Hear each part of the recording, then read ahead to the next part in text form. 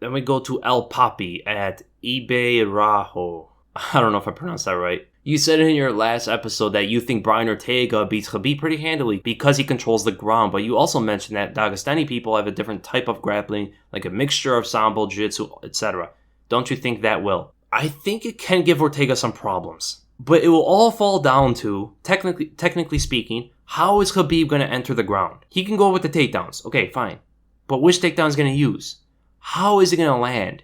How is he going to control Ortega before they hit the ground? As we see with Ortega, right before he hits the ground, usually, especially in his recent fights, he catches people there. That is something Khabib has never fought against before. He fought against people who, they hit the ground, they're trying to get position, they're trying to control the position, and then they look for maybe some submissions, but Khabib doesn't allow you to even establish position to go for a submission. He never lets you. When is the last time we've seen Khabib get threatened by a submission? I don't even think it ever happened. Because he controls and he breaks and passes positions right away. Can he do that before Ortega goes for his submissions? And Ortega snatches on submissions very quickly. Ortega tries to establish positions for his submissions on the takedowns, rather than wait until he gets on the ground. Where everybody who fought Khabib does the opposite. They wait until they get on the ground and then they try to work. Ortega snatches up guillotines, Darce chokes, sets up triangles from the Darce choke or the guillotine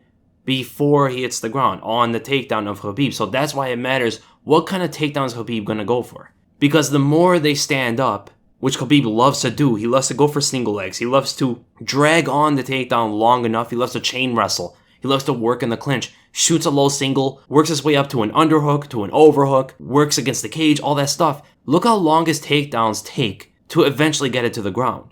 And you're giving Ortega a lot of opportunities to look for his submissions to set something up, right? He's very crafty. He's a lot craftier than anybody Khabib's ever fought in the grappling. But the fact that Khabib knows all that stuff, he knows the judo, he knows the BJJ, he knows the sambo, he knows the wrestling, he knows all those grappling aspects, and they're all meshed into one for him, it is definitely going to be much tougher for Ortega to snatch something up than he was against Renato Moicano, even though Moicano's a very good BJJ artist, or even Diego Brandao, who's also a good BJJ artist, where he grabbed the Darce choke on the feet, right? Snatched up the Darce choke, brought it to the ground to set up a triangle as he got into mount.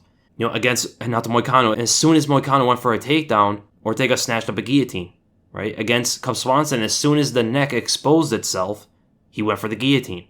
And the biggest thing about that is whenever Ortega goes for a submission, it's never really wasted.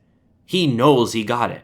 The confidence and the killer instinct in these submissions from Ortega is a dangerous game for Khabib. But with the ground and pound, like you mentioned, from Khabib, that can do some damage. If he can land that stuff, okay, if he can get past submissions before it gets to the ground and during the transition to the ground, if he can avoid all submissions from Ortega, and not only all submissions, all setups from Ortega, and break that down and pass guard right away, Khabib should win this fight.